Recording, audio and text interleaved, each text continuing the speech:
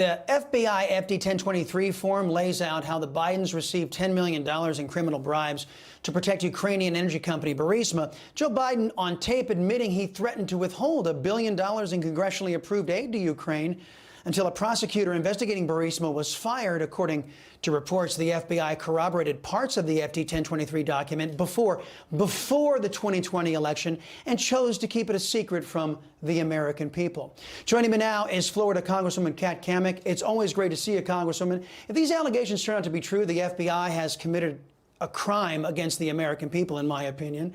And this isn't the only example of permanent Washington apparently protecting Democrat illegality.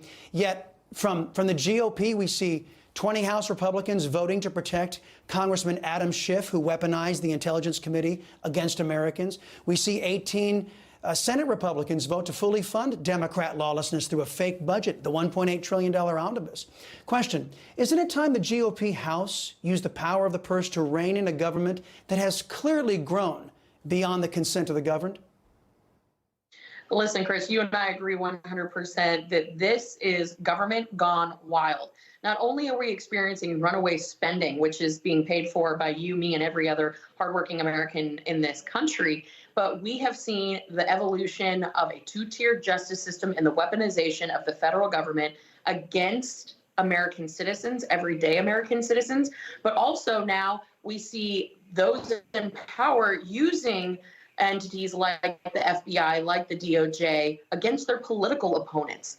This is absolutely insane. I mean, sitting on the weaponization committee, believe it or not, the ranking member of the weaponization committee is the political fixer for the convicted sex trafficker, Jeffrey Epstein.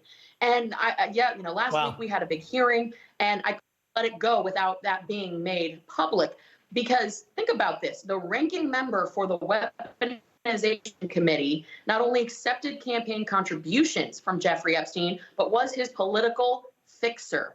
This is what we're dealing with up here in Washington, D.C. Exactly. It's letting the fox into the hen. It's letting the fox, pardon the pun, into the hen house when you're allowing Democrats, who are the genesis of all of this corruption, actually continue to rule the roost, if I can carry out the pun. House Speaker Kevin McCarthy, in the meantime, Congresswoman, is suggesting that the criminal corruption allegations against Joe Biden are now rising to a level of an impeachment inquiry. Meantime, Nancy Pelosi just admitted that Democrats impeached Trump for simply asking questions about Biden's ties to Ukraine. Listen to this. I was very careful about bringing any impeachment forward. But when the president made that phone call in terms of Ukraine, there was no choice. We had no choice. He must be impeached. It looks like, as usual, the Democrats are guilty, Congresswoman, of what they accuse you folks in the GOP of doing.